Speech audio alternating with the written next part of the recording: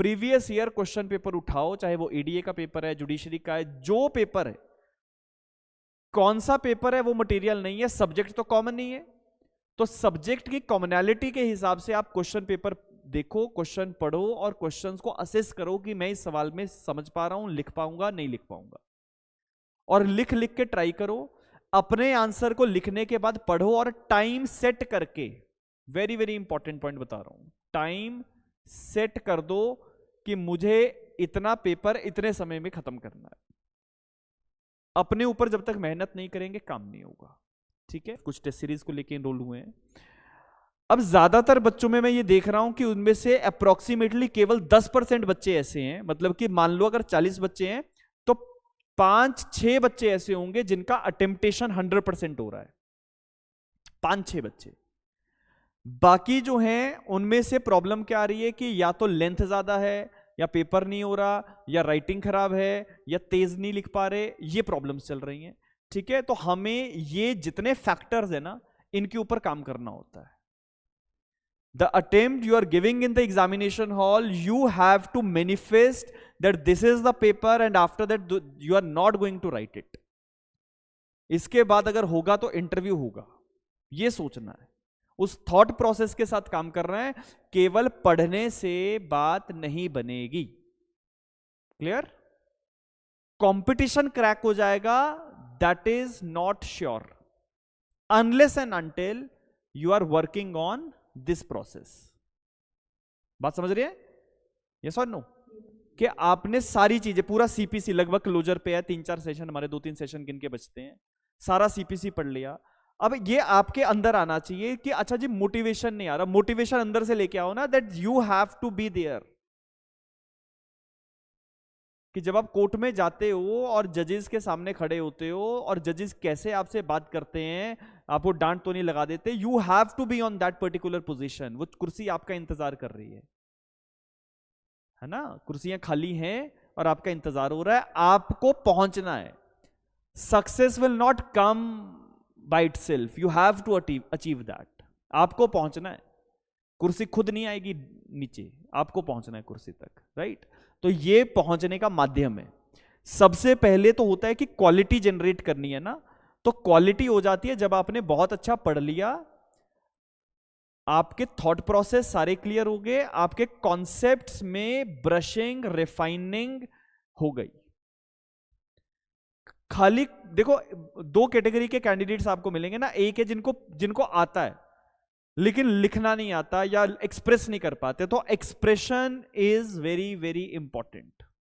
Examiner जो पूछ रहा है वो बताओ, जो नहीं पूछ रहा है वो मत बताओ, क्योंकि जो एग्जामिनर ने नहीं पूछा है, आपने वो लिखा, उसकी कोई इवैल्यूएशन नहीं होगी, कोई इवैल्यूएशन नहीं है उसकी। अगर आपसे लेट सपोज रेस सब जुडिस को लेके स्टे पे सवाल पूछा गया, आपको सेक्शन 10 पे लिखना है, आप रेफरेंस के लिए 151 की बात कर सकते हो, लेकिन आप रेस सब जुडिस को रेस जुडिकाटा से कनेक्ट कर दो तो बहुत ज्यादा कोई उसका महत्व नहीं है, अनलेस एंड अनटिल कोई एक जजमेंट आप रेफर करो, जिसमें हम कह सकते हैं कि जैसा एक जजमेंट आया था अस्पीजल करके, हमने डिस्कस भी किया हुआ है क्लास में, तो उसमें कोर्ट ने कहा था the test of res sub judice is that whether if the case decided it will apply as res judicata or not, remember, है ना। तो ये जो एक on the point of time when you are writing that answer, आपके दिमाग में अगर ये जजमेंट क्लिक कर गई, अगर आपने लिख दी, आप बाकियों से 1 नंबर एक्स्ट्रा फेच कर गए।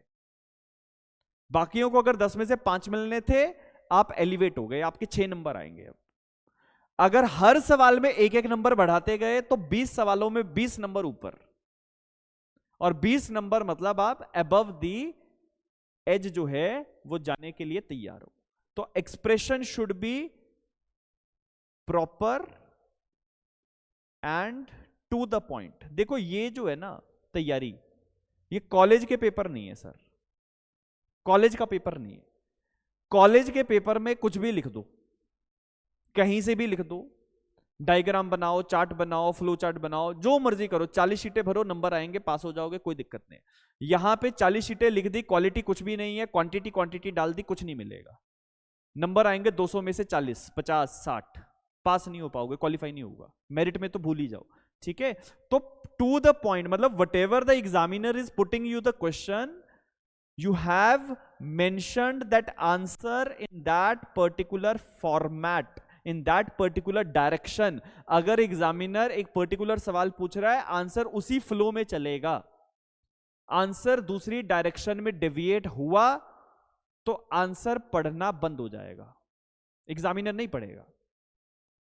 कि अगर एक सवाल लेट सपोज कि inherent jurisdiction of the civil court पे पूछा है, तो examiner is asking you section 9, और आप इनहेरेंट जुरिस्डिक्शन की जगह इनहेरेंट पावर्स में 151 लिखना शुरू कर गए. क्योंकि ये होता है, क्योंकि on the point of time when you are writing the answers and you are writing the mains paper, तो आपका दिमाग एक अलग लेवल पे होता है, अलग जोन में होता है.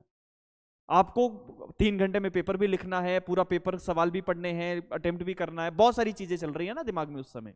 तो कभी कभी जो एग्जामिनर ने पूछा, हमने वो रिस्पॉन्स ही नहीं किया. तो अगर आपने पूछा सेक्शन 9 और लिख दिया 151, तो 0. आपके लिखने का 2 पेज भरने का टाइम वेस्ट हो गया, लेकिन मतलब कोई नहीं, क्योंकि एक्सप्रेशन जो है वो टू द पॉइंट प्रॉपर नहीं आया. Expression is not in that direction in which the question is being asked. Point clear हुआ? छोटी छोटी चीजें हैं, ये ध्यान में रखनी है और ये प्रैक्टिस करो. ठीक है, कुर्सी इंतजार कर रही है ना, तो ज्यादा इंतजार नहीं करवाना, ऐसा ना हो कुर्सी पे कोई और बैठ जाए.